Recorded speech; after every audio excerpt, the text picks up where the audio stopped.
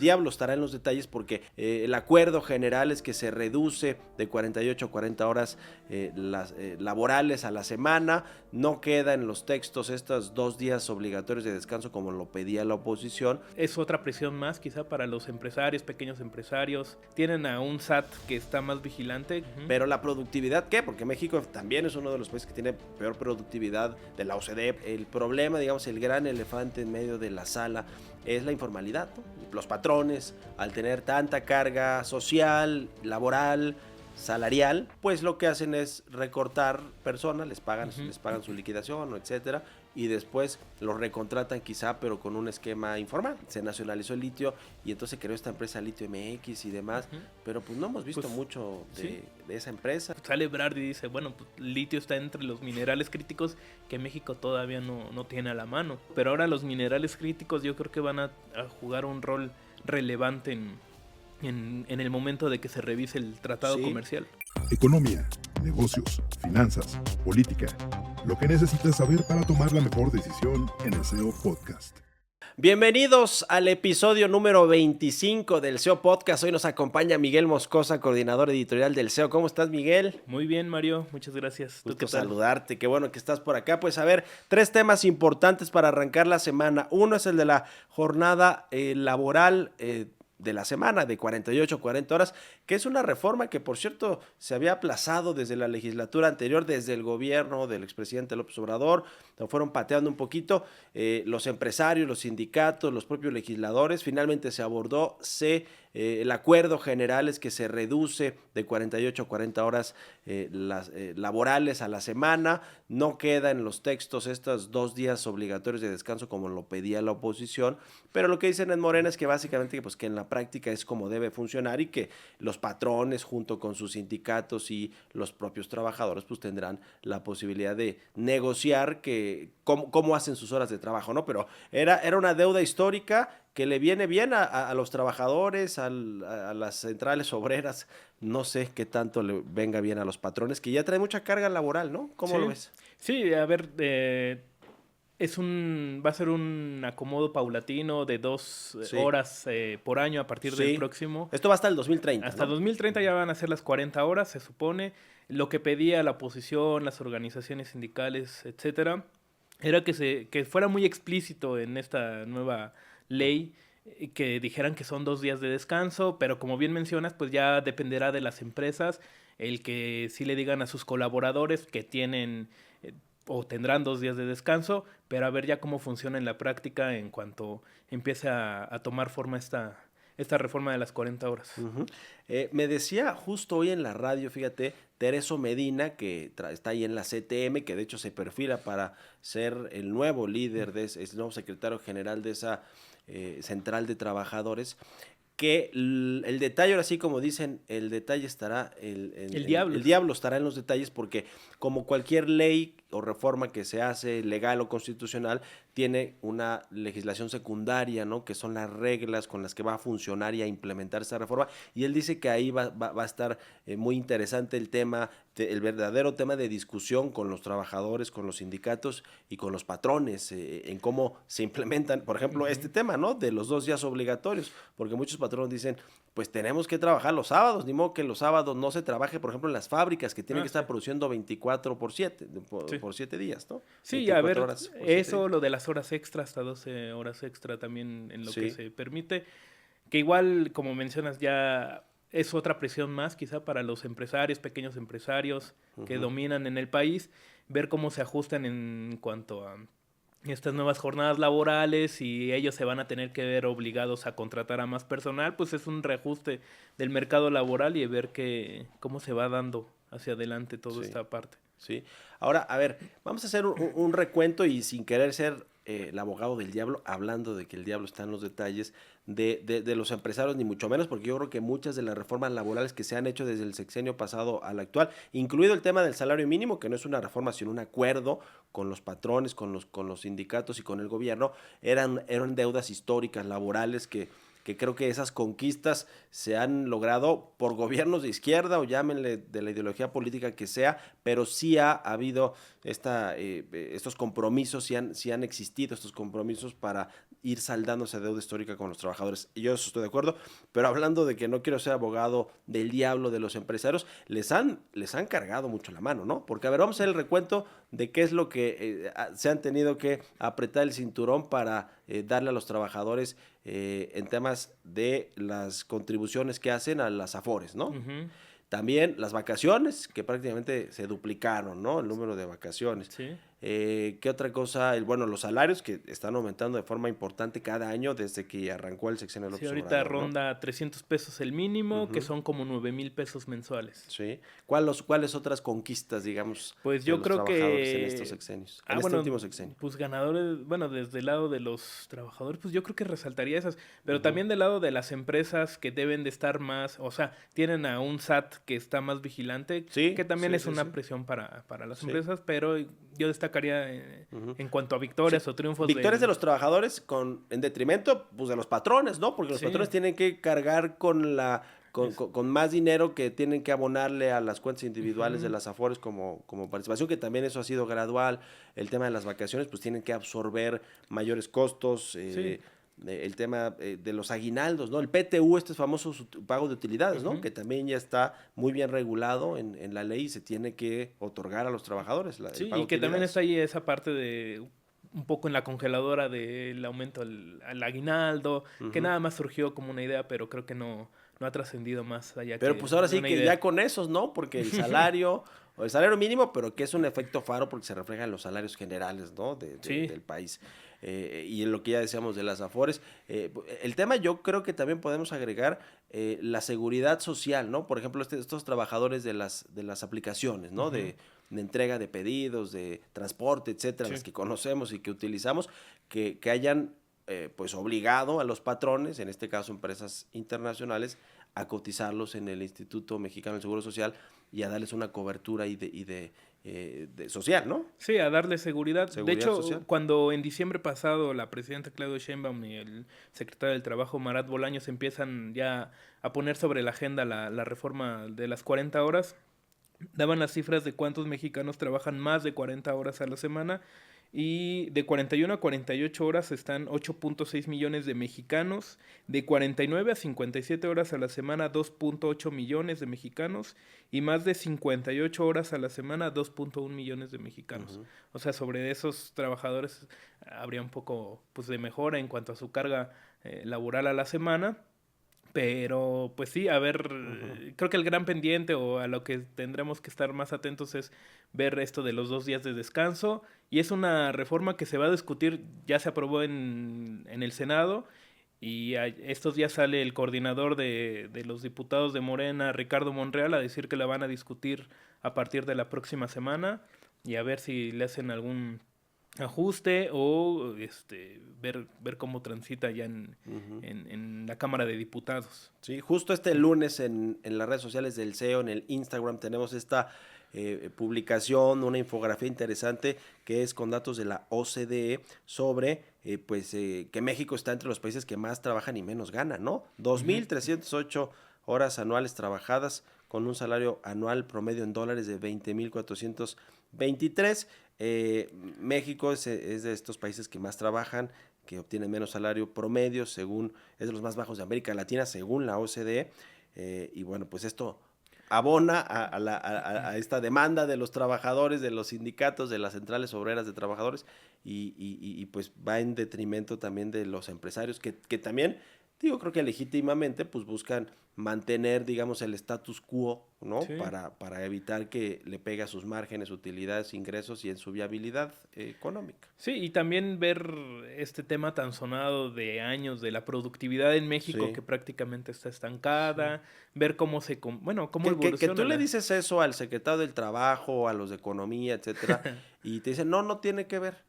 Porque un poco los patrones siempre dicen, bueno, sí, vamos a aumentar el salario, las vacaciones, las prestaciones en general, pero la productividad, ¿qué? Porque México también es uno de los países que tiene peor productividad de la OCDE, por ejemplo, ahora que dábamos esta referencia, pero en el gobierno dicen, no tiene que ver, eso es otra cosa, la productividad se mide de diferentes maneras que estos beneficios que se les den a los trabajadores, ¿no? Entonces... Sí, Pues quién sabe, o sea, son igual la parte de la informalidad laboral. Sí, sí. El mercado laboral mexicano está, pues sí, en un momento bastante crítico. Veíamos las cifras de empleo formal al inicio del año con Muy pérdida de mal, ¿no? 8 Sí, mil, pero también la de los patrones que se dan de baja sí, frente al IMSS.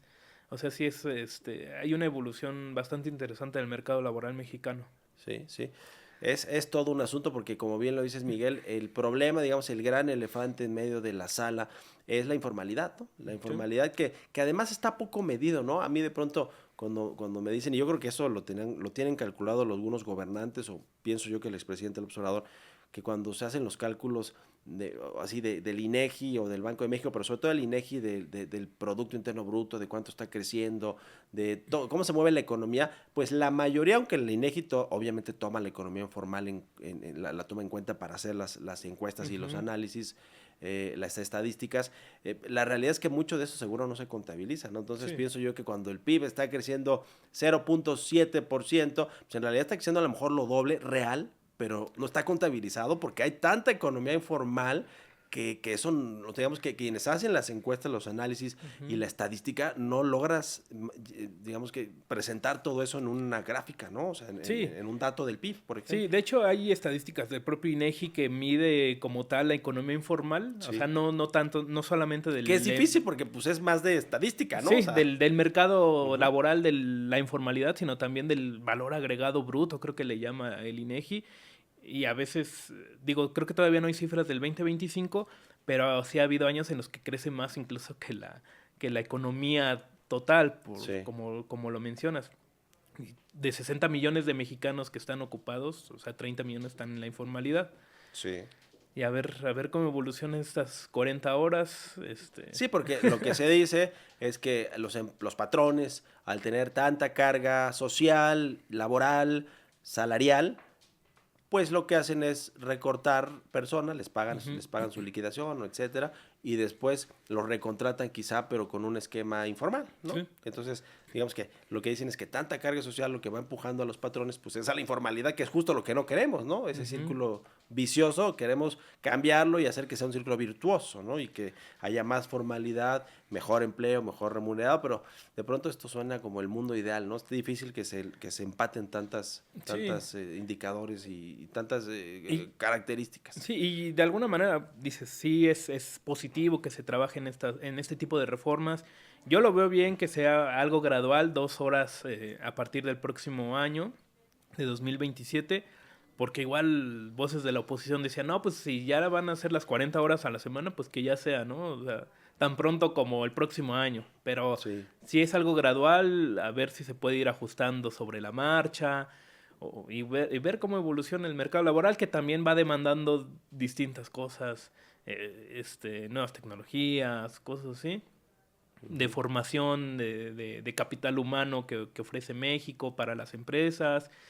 Y sí está interesante toda la parte del mercado laboral ahorita, Ujú. en Y la todos los temas. tecnificación de muchos procesos, ¿no? Porque ya hay mucha migración a procesos que hoy puede hacer la inteligencia artificial, la Ujú. robótica, en fin, y que requieren de menos mano de obra de personas físicas. Sí, ya nada más alguien más especializado en Ujú. manejar las Sí, máquinas, sí. sistemas, Está habiendo una etcétera. revolución y obviamente no es solo en México, al revés, en otros Ujú. países como nuestros socios, Estados Unidos y en Europa y en Asia, están mucho más avanzados en eso y está sucediendo. De pronto escuchamos Amazon que recorta 30,000 empleos, 50,000 empleos por esto, ¿no? Sí, para invertir en nuevas Sí, tecnologías que sustituyan a la mano de obra por nuevas máquinas, robots sí, y todo eso.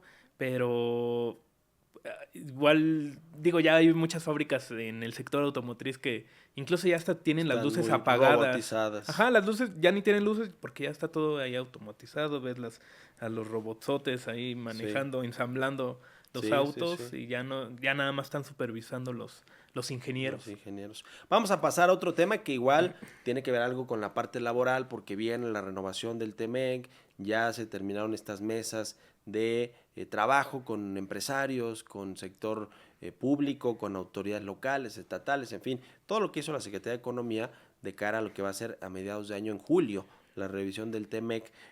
Pero bueno, a propósito de esto, este fin de semana, bueno, el domingo y esta semana estarán en México una delegación importante de empresarios, de líderes canadienses. Se habla de 370 delegados, 240 organizaciones de ese país para pues venir a explorar oportunidades con México de inversión, de fortalecer las relaciones comerciales, bilaterales. ¿Cómo ves este tema? Creo que es la mayor delegación, digamos, en términos de personas que viene de Canadá a México, ¿no? Sí, En sí. la historia. Sí, pues más de 300 empresarios. Hace un año, a mediados del año pasado, va Sheinbaum, cuando es la reunión del G7, México va, bueno, la presidenta Claudia Sheinbaum va a Canadá y les presenta al sector privado canadiense el Plan México. Tienen ahí una serie de encuentros, platican. Luego viene, creo que en septiembre, si no me equivoco, el primer ministro canadiense Mark Carney, que viene con creo que eran 200 empresarios igual canadienses, se reúnen aquí en México. Y hoy en febrero vuelven a reunirse más de 300, casi 400. Y de hecho ya hace unas horas ya publican cuál fue como el primer mensaje que manda el secretario de Economía, Marcelo Ebrard, con este sector canadiense. Y bueno, destacan que la industria farmacéutica, la aeronáutica, la espacial, la manufactura avanzada, y también la de los minerales críticos, que ahorita ya vamos a seguir hablando sobre ese tema, pero sí o sea, es un abanico de opciones de inversión que a ver si se logran capitalizar en el marco del Plan México y de la eventual revisión del TEMEC. Canadá, pues es de nuestros principales socios comerciales, no solo porque está dentro del TEMEC, pero pues es un país con el que tenemos un comercio considerable, 56 mil millones de dólares en 2024, y desde que entró en vigor el TLCAN en 1994, que fue sustituido por el TEMEC, al inicio del gobierno de López Obrador, ¿no? Fue por ahí 2018, 17, 18 que se terminó de negociar y de comenzar a implementar ya en el primer año del sexenio pasado. Pues ha crecido 3 veces, se ha multiplicado por 12, por 12, ¿no? Según estos datos que hemos publicado ahí en el CEO. La inversión directa canadiense en México está por ahí de los 46 mil millones de dólares al cierre del 2024, es decir, es el 9º destino de inversión extranjera directa más grande de Canadá. Así que pues es importante, ¿no? De pronto nos suena que está un poquito lejos, ¿no? O sea, tienes que cruzar todo el territorio estadounidense para llegar a Canadá, pero tenemos desde este tipo de inversión y de comercio, ¿no? De mercancías, pero también de turismo, ¿no? Hay mucho turismo canadiense en México. Sí, con los destinos de playa sobre todo, ¿no? Sí, totalmente. Están en el pleno hielo. Del invierno para venir a las playas mexicanas. Sí, mencionabas esos 40 mil millones de inversiones a lo largo de toda esta relación comercial, pero tan solo las cifras del 2025, o sea, de enero a septiembre, que son las cifras más actuales, Canadá es el 5º país con mayor inversión extranjera directa en México. México ha captado 41 mil millones de dólares, pero de Canadá han sido 2.295 millones de dólares. Está por debajo de Países Bajos de 2.500 millones, de Japón que tiene 2.900 millones, de España 5.600 millones y de Estados Unidos que tiene 16.000 millones de dólares en inversión extranjera directa en México. Ya cuando ves el desglose de en qué está invirtiendo la iniciativa privada canadiense en México, destacan los servicios financieros y de seguros con 579 millones de dólares, hoteles y restaurantes 354 millones de dólares y servicios inmobiliarios con 326 millones de dólares. O sea, sí son cifras, comparadas con las de Estados Unidos muy, muy lejanas, y a ver si se concretan en esta serie de reuniones que van a tener a lo largo de esta semana, pues más inversión extranjera de la hoja de Maple para México. Sí. ¿Y crees que los acuerdos comerciales que se tengan que hacer con nuestros socios Estados Unidos y Canadá serán bilaterales o quedará el tratado trilateral? Le preguntamos a Luis Rosendo Gutiérrez, el subsecretario de Comercio Exterior, sobre ese tema, y él dice, a ver, la realidad es que ya mucha de la relación desde el TLCAN, desde el TEMEC, y ahora con la renovación que tengamos de ese acuerdo comercial, pues eran bilaterales. Es bilateral, ¿no? sí. O sea, porque no para ver un tema que tiene que ver con la carne, por ejemplo, ¿no? El ganado que ha estado ahí en el centro de atención de Estados Unidos con respecto a México por el gusano barrenador y demás. Pues si la atañe la relación directa con México, pues las autoridades estadounidenses vienen con México y México responde. No tiene que estar ahí algún representante de Canadá, ¿no? Sí, no. Porque es pues un tema comercial. Sí, a ver, nuestra bronca es estos temas, Sí. contigo Canadá y contigo Estados Unidos son otros temas, ¿no? Pero sí, o sea, sí da forma a este discurso de que nos comentaba el subsecretario de Comercio Exterior, Luis Rosendo, de que ciertas negociaciones sí se llevan de país forma a país. bilateral. Ajá, y sí es así.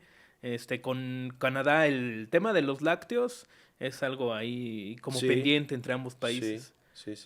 Porque pues sí hay estas negociaciones que Canadá más o menos, ahora que fue lo de el foro en Davos, que sale el primer ministro Carney a dar un discurso medio anti Estados Unidos, por llamarlo de alguna forma, pero le hace como un guiño a la inversión china.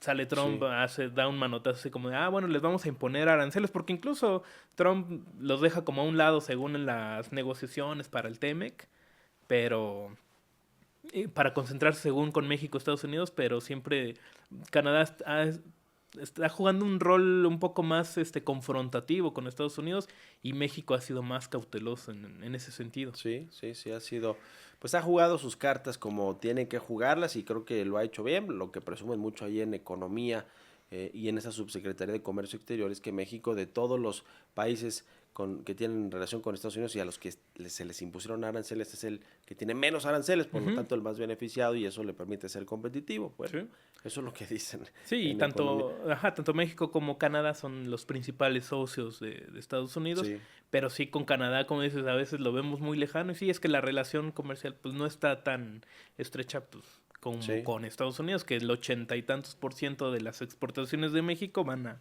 territorio estadounidense. Y me parece que políticamente, con la llegada de Mark Carney, que pues llegó con el apoyo de muchos canadienses que buscaban o que ven en él y buscaban en él una defensa férrea de la soberanía y de digamos todo lo que tiene que ver con Canadá y su relación con Estados Unidos, pues tiene que hacerle frente a Trump. Por eso ha sido un poco menos llevadera, ¿no? Esa relación de Estados Unidos-Canadá, porque para eso eligieron a Mark Carney como primer ministro, para que le hiciera frente a Donald Trump, porque Donald Trump se ha aventado cada puntada con respecto a Canadá, que lo quiere agregar como un estado, ¿no? De la Unión Americana, en fin. Y eso, pues, sin duda es una afrenta política y social con respecto a Canadá, y por eso quizá esa relación ha sido un poco más ríspida que la de México, que ha sido un poco más estratégico. También, pues, porque somos pues el vecino pues mucho más chiquito, ¿no? O sea, no tenemos para nada el potencial económico que tiene, por supuesto, Estados Unidos, que es la potencia mundial, pero incluso de Canadá, ¿no? Sí, también Canadá es una economía importante a nivel mundial, que regresando a esa parte del foro en Davos, que se hace como una alianza con la Unión Europea, pero ya luego terminan esta serie de charlas allá en Suiza, y como que Carney, como que otra vez aliviana la agenda con respecto a Trump. Sí.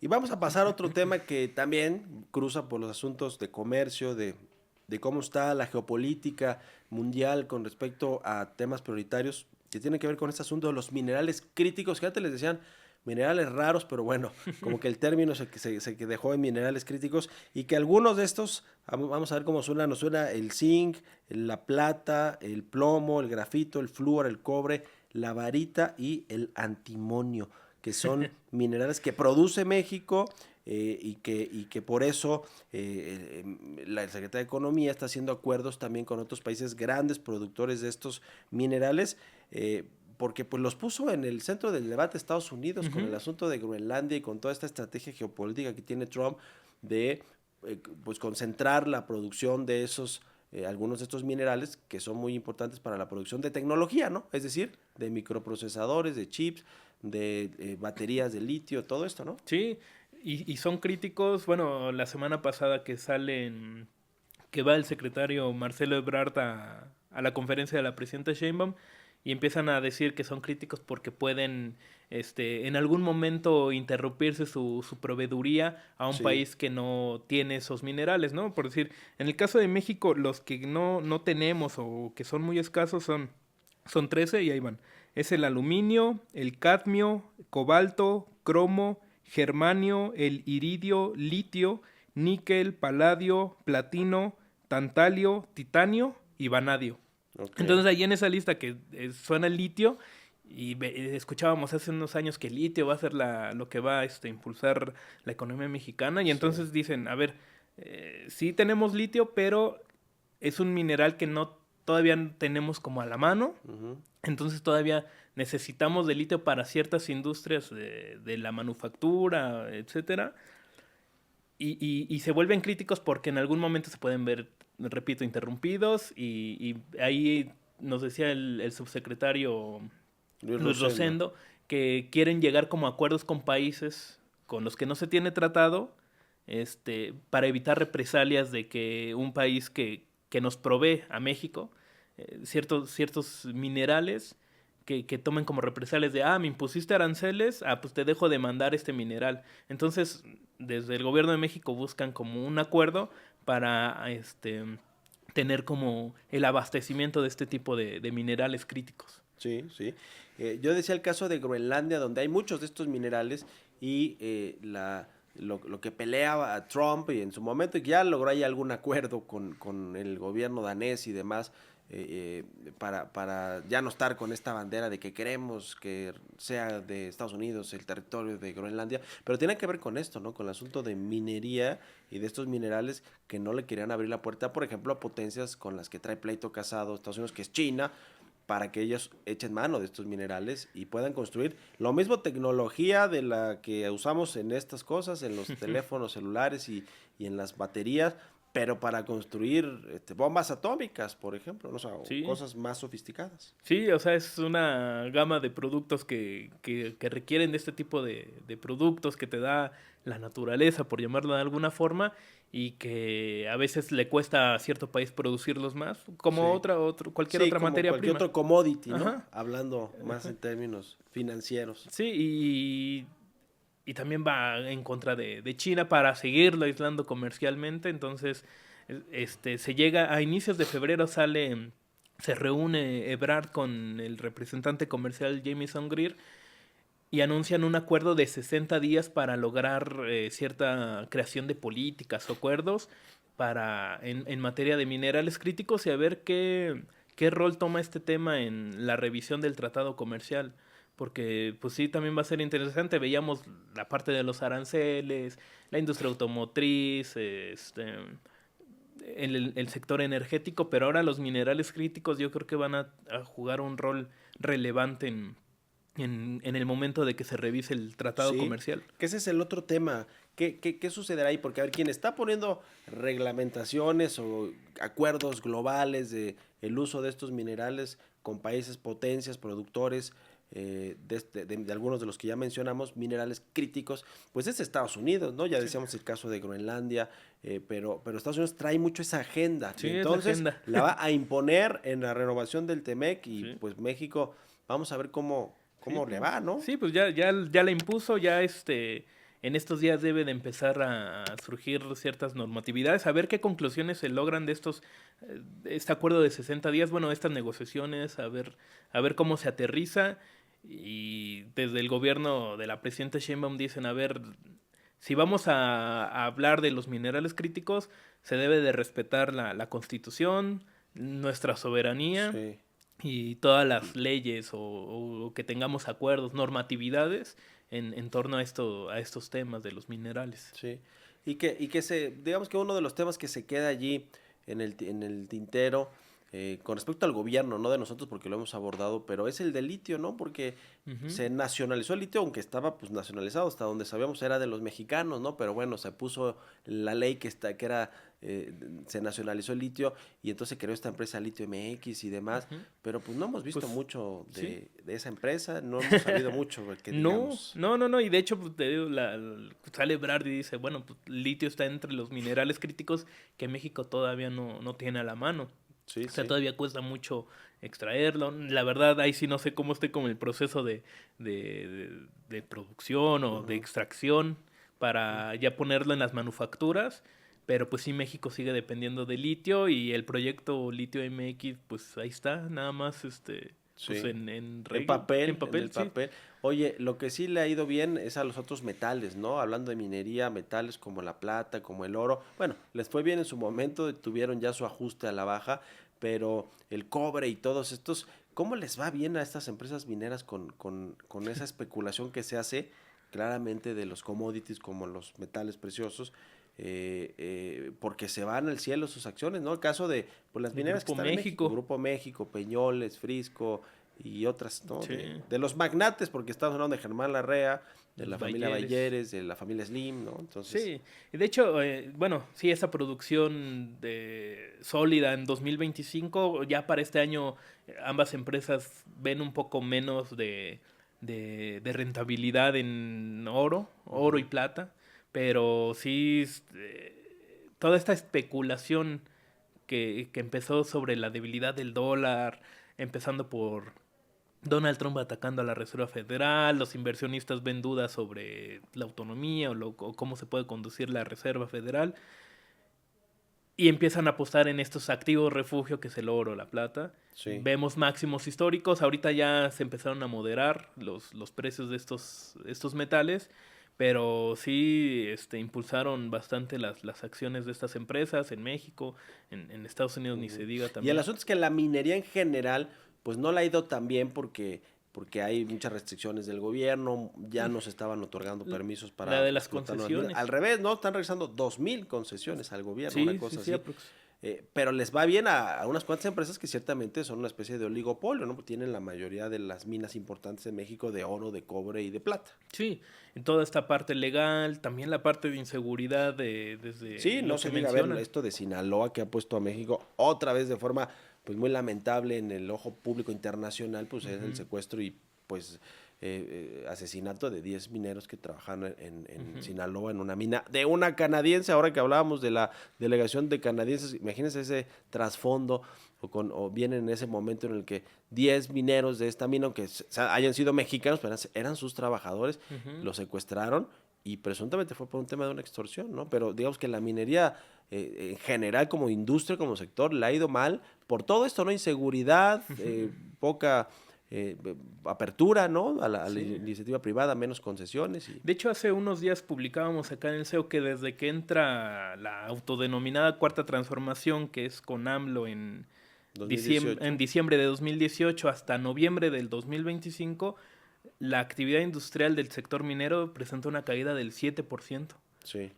O sea, sí está muy debilitado el sector. Y hay desde estados ese que tiempo. viven de esa actividad Sí. económica, ¿no? De la minería. Zacatecas, uno de ellos, Coahuila, en fin, hay muchos estados que dependen de minerías, ¿no? Sí, a ver qué cambios se dan. Primero, pues en materia de seguridad y ya luego, pues para atraer a las inversiones. Este regreso de concesiones, el argumento es que no están siendo, bueno, están como detenidas, ¿no? Sí, nos están utilizando, Ajá, nos están no están explotando, Ajá. pues, ¿no? Esas concesiones. Pero el gobierno no creo que lo vaya a explotar tampoco. Pues sí, ¿no? Pues, ¿con qué recursos? ¿Con qué recursos? Ahora sí que con qué, no hay con qué. Bueno, pues gracias, Miguel. Nos quedamos ahí luego para hablar de este asunto del tipo de cambio. A lo mejor el próximo lunes que le entremos al podcast, ya el dólar ya está por ahí de los 16.9, algo así, con esta depreciación que ha tenido el dólar en el mundo. Y bueno, se ha beneficiado y el peso mexicano. Bueno, gracias, mi querido Miguel. Gracias, Mario. Nos vemos la próxima. Los esperamos en el siguiente episodio de El SEO Podcast. Economía, negocios, finanzas, política. Lo que necesitas saber para tomar la mejor decisión en el SEO Podcast.